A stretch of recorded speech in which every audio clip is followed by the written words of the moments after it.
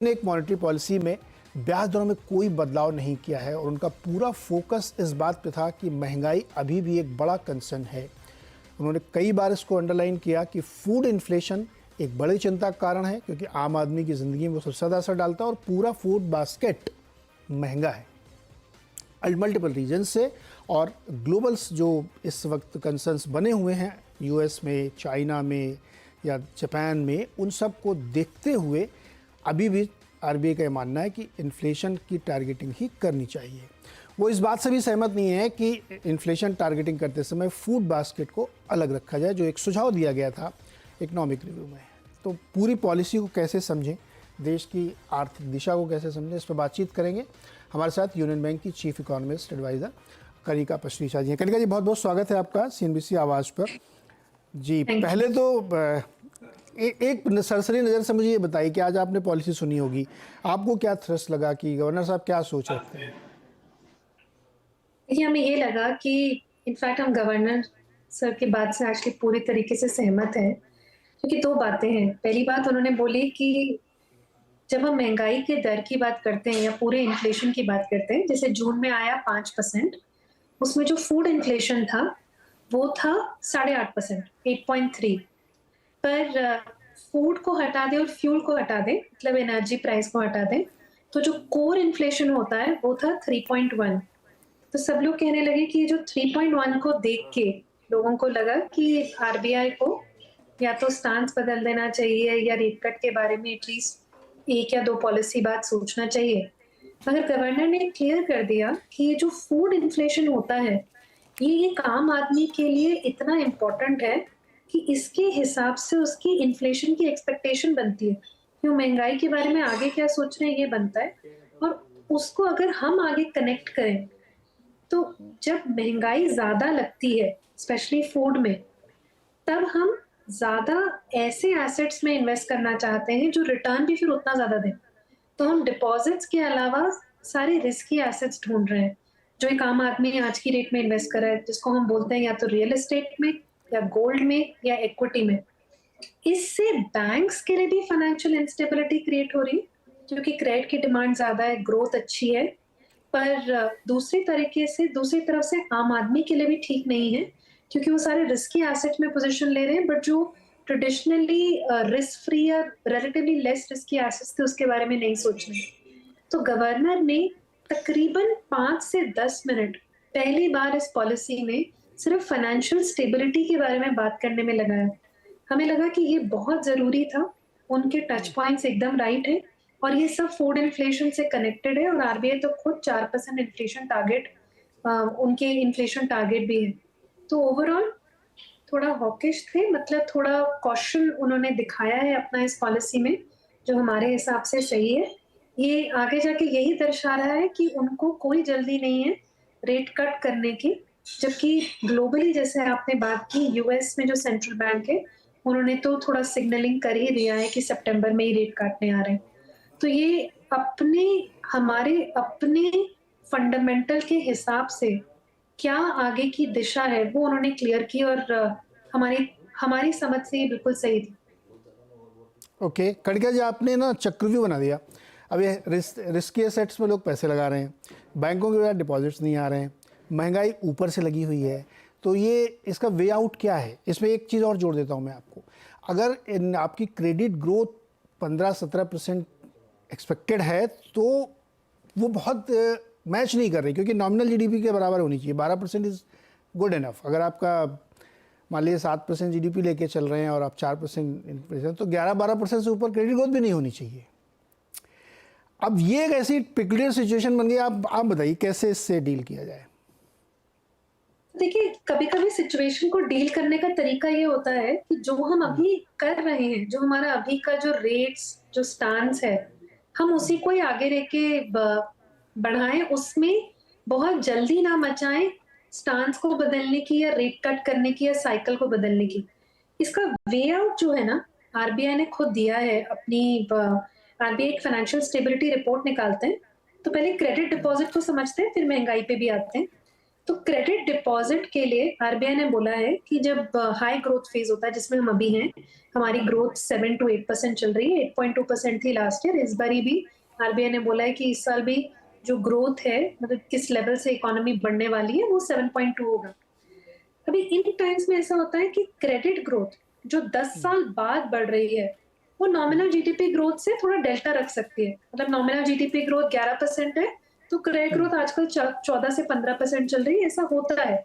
जबकि deposit growth हमेशा इस नॉमिनल जीडीपी ग्रोथ से अलाइन थी, वो कभी भी 10-11% से बहुत नीचे नहीं रही, जो आपका नॉमिनल जीडीपी था। तो आज की रेट में कुछ टाइम के लिए ये गैप आ गया है कि डिपॉजिट ग्रोथ कम लग रहा है, क्रेडिट ग्रोथ ज्यादा लग रहा है।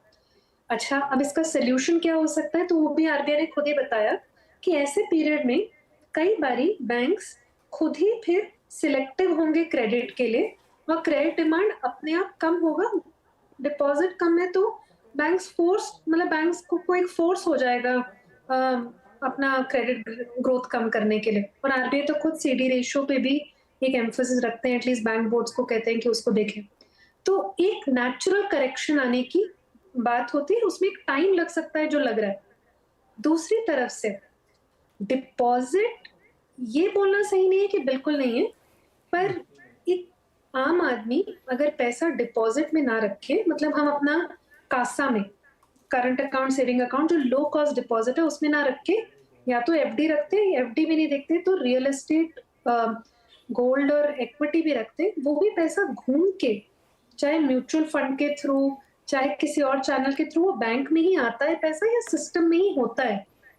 बस प्रॉब्लम क्या हो गई है कि बैंक को जो लो कॉस्ट डिपॉजिट चाहिए था वो नहीं आ रहा, और आरबीआई इस रिटर्न के पीछे आम आदमी जो भाग रहा है उसके लिए ही, जैसे गवर्नर ने एक बड़ा अच्छा फ्रेज यूज किया था, साइलेंट डिपॉजिटर के लिए ही आरबीआई रेट कट नहीं करना चाहता है, क्योंकि वो चाहते हैं कि जब तक महंगाई का जो दर है, जो आज 5% चल रहा है, 4.5% एक्सपेक्टेड है अगले 12 महीने में, और जो रेपो रेट है, जो आजकल पॉलिसी रेट है, उसके बीच का गैप आरबीआई को लगता है जो 2% आज की रेट में, या 1.5 से 2% जो है अभी भी है, आरबीआई को लगता है इतना गैप तो मिनिमम रहना ही चाहिए।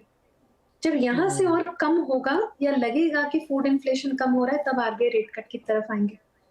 तो ये इस पे डिपेंड करेगा कि अब जो मॉनसून अच्छा है, बारिश अच्छी हुई है, कैसे उस पे फूड प्राइस पे इम्पैक्ट करेगी, और आगे जाके अपने आप नेचुरल कोर्स करेक्शन क्रेडिट और डिपॉजिट साइड से जब अपना होगा, जब ये दोनों बातें मिले तभी साइकिल शिफ्ट होनी चाहिए। ओके, मैम अभी बात करी थी न्यूट्रल रेट की, तो दर्शकों को वो भी समझना चाहिए। अब मुझे एक चीज़ बताइए, अगर सितंबर में 17-18 तारीख को यूएस ने कट कर दिया रेट, तब क्या होगा? तब तो हमारे पास और चैलेंज बनेगा, फिर करेंसी को भी देखना पड़ेगा। देखिए, इसमें दो बातें हैं। पहली बात, जब यूएस फेड हाइक कर रहा था, उन्होंने 550 बेसिस पॉइंट्स हाइक किया, हमने सिर्फ 250 बेसिस पॉइंट्स हाइक किया। जब यूएस सेंट्रल बैंक कट करने आ रहा है, और पहला रेट कट अगर 25 करता है, 25 से 50, तो हमें, और हमारी ग्रोथ अभी भी अच्छी चल रही है, यूएस में रिसेशन कंसर्न की बात हो रही है, हमारी ग्रोथ तो रिलेटिवली बेटर चल रही है, तो हमारे पास एक स्पेस है डिले करने का रेट कट। दूसरी बात, जब यूएस रेट कट करता है और हमारा और यूएस का जो रेट है, उसका जो डिफरेंशियल होता है, जो गैप है, वो लोवेस्ट है सिंस 2000, मतलब 2001 2002 से सबसे लोवेस्ट है। तो अगर यूएस रेट कट करने आएगा, एक तरफ से हाँ, हमारे पास फ्लोज आ सकते हैं, ज्यादा डेट मार्केट में हम अच्छा रिटर्न दे रहे हैं, हमारे बॉन्ड मार्केट्स के लिए फ्लोज के लिए अच्छा हो सकता है।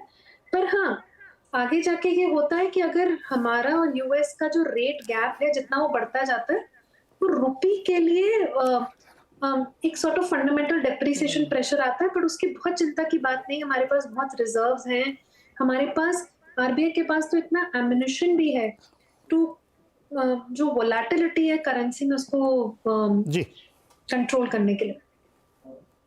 तो कनिका जी, आप लोगों को थोड़ा एनवी होता होगा, यार मार्केट वाले इतना पैसा बना के दे रहे हैं, हमारा डिपॉजिट नहीं आ रहा है, उधर ज़्यादा पैसा चला जा रहा है। तो ये एक सिंपल फिनोमेना आप लोग डिस्कस जरूर करते होंगे अपनी कैंटीन में, लेकिन एक क्वेश्चन है मेरे मन में, आरबीआई बार बार ये चेतावनी क्यों देता है कि बहुत सारा जो पर्सनल लोन है या रिटेल लोन है वो घूम जाता है मार्केट तक, उस पर थोड़ा बैंक कंट्रोल करें। दूसरा उन्होंने एक बात कही कि होम लोन के ऊपर जो टॉपअप लोन मिलता है उसमें भी थोड़ी सख्ती की ज़रूरत है।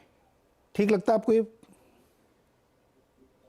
देखिए, सख्ती की ज़रूरत बिल्कुल सही है, क्योंकि क्या होता है, हम बोल रहे हैं मार्केट में लिक्विडिटी तो है, और जो आम आदमी है उसको ये समझ आ गया है कि उसको महंगाई ज़्यादा लग रही है, रिटर्न ज़्यादा चाहिए, तो वो तरीके ढूँढ रहे हैं, या तो अपने पास अपनी जो कमाई है उससे बचा के पैसे लगा दें यही इक्विटी, रियल एस्टेट, गोल्ड में, या फिर बैंक से किसी तरीके से लोन ले लें कम रेट पे या एटलीस्ट लिमिटेड रेट पे, और रिटर्न उनको दिख रहा हो, जैसे इक्विटी, रियल एस्टेट, गोल्ड, तीनों में आप देखेंगे पिछले 2 से 3 साल का एवरेज रिटर्न है 20%। तो उन्हें लगता है यहाँ पे पैसे डालना किसी भी तरीके से, चाहे डेट लेके, लीवरेज लेके, मतलब लोन लेके भी पैसे उस मार्केट में चले जाएं। आरबीआई इस बात को कंट्रोल कर रहा है, ये बिल्कुल सही बात है, क्योंकि हम इक्विटी मार्केट को भी तो कहीं ना कहीं वन वे स्ट्रीट समझ के बैठ गए, और इस बारी मंडे के करेक्शन ने हमें बताया कि शायद वो वन वे स्ट्रीट नहीं है।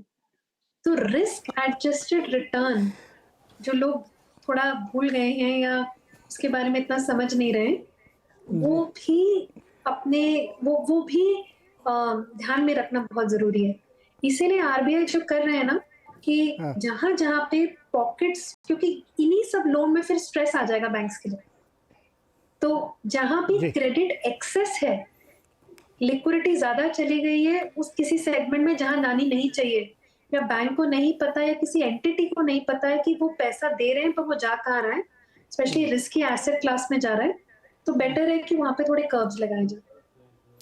बिल्कुल सही। एक दिन मैं ऐसा प्लान करता हूँ कि आपको रखूंगा और एक इक्विटी वाले एक्सपर्ट को और एक म्यूचुअल फंड वाले को, सब आप लोगों के बीच में डिस्कस होगा कि भैया किसका एसेट क्लास ज़्यादा कमा के दे रहा है और किस पे रोक की ज़रूरत है, सख्ती की ज़रूरत है। खड़गा मैम, बहुत बहुत शुक्रिया हमारे साथ जुड़ने के लिए। बहुत अच्छी बातचीत रही, बहुत क्लैरिटी के साथ अपने अपने पॉइंट्स रखे कि बैंक और आरबीआई क्या सोच रहा है इस समय। Thank you so much. आपके थ्रू जो हमने बात की है, हम यही बात अपने भी हाई नेटवर्थ इंडिविजुअल्स को भी यही समझा रहे हैं आजकल। रिस्क एडजस्टेड रिटर्न अगर हम आपके चैनल के थ्रू भी बता पाए, बहुत जरूरी है। Thank you. बिल्कुल, थैंक यू।